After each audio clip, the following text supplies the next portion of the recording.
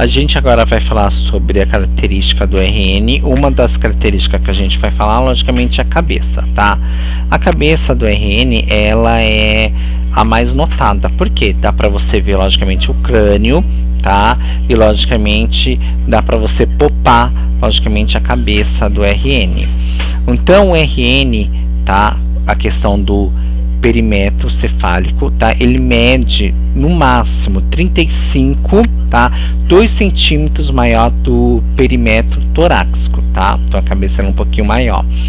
Então, fora isso, tem logicamente algumas formas diferentes, tá? Da questão da morfologia da cabeça.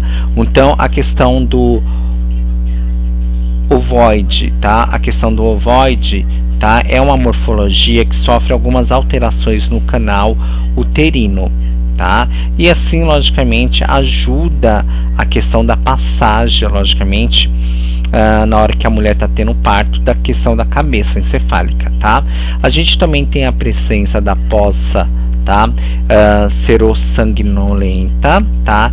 Que é uma bolsa, logicamente, que está presente também quando tem a questão do parto, tá? Que é essa daqui, ó. Tá vendo aqui, ó?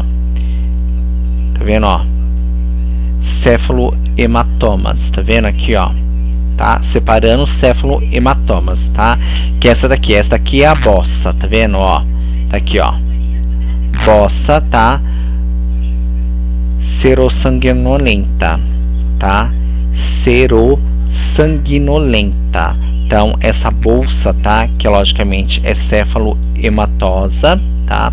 Que é um hematoma, na verdade, tá? Que é por conta aqui de sangue. E aqui eu tenho as minhas suturas. Tá vendo? Que a gente vai falar dessas suturas daqui a pouquinho, tá? Fora isso, a cabeça tem, logicamente, as fontanelas, tá? As fontanelas ou moleiras, como todo mundo quer ser chamada, tá? São localizadas, logicamente, na cabeça do meu RN, tá? Você pode palpar, tá? Que é bem interessante, tá vendo? Ó, você pode palpar, tá? Ela é aberta, tá? Isso daqui é onde está a abertura, tá? Aberta com cartilagem, tá? Que é bem interessante. Ela tem, logicamente, a pegmática, tá? A pegmática e posterior, ou logicamente lambidoide, são logicamente espaços aonde fica a cartilagem, tá? Que é bem interessante, tá vendo? Deixa eu só mostrar aqui pra vocês, que é essa parte, tá vendo, ó? E quando isso daqui se fecha, se transforma em sutura, tá? Que é bem interessante, tá?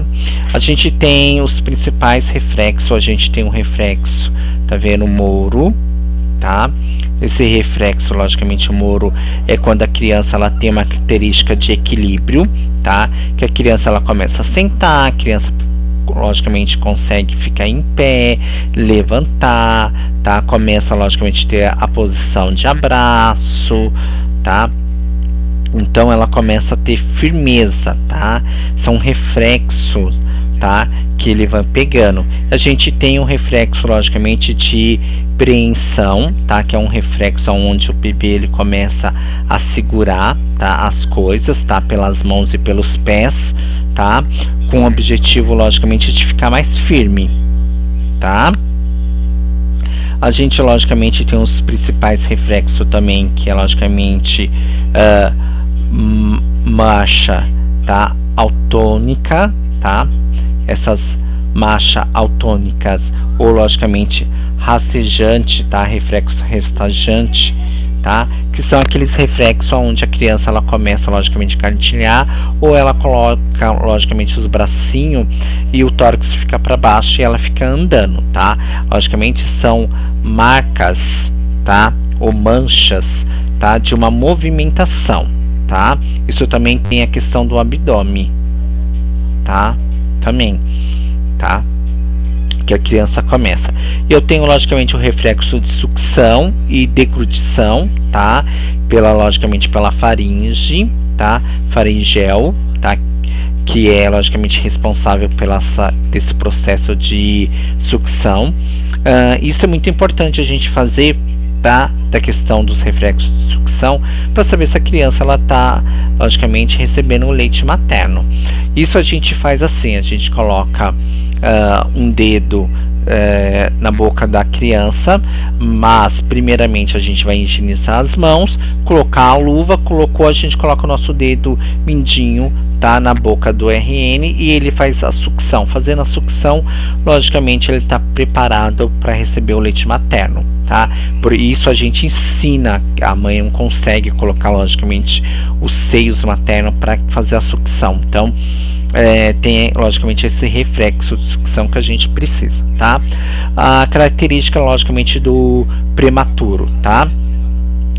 Então ele logicamente ele é um peso logicamente de 2.500 gramas, então ele está abaixo do peso, né, que a gente já viu. Logicamente ele mede 47 centímetros, o crânio logicamente é arredondado, tá?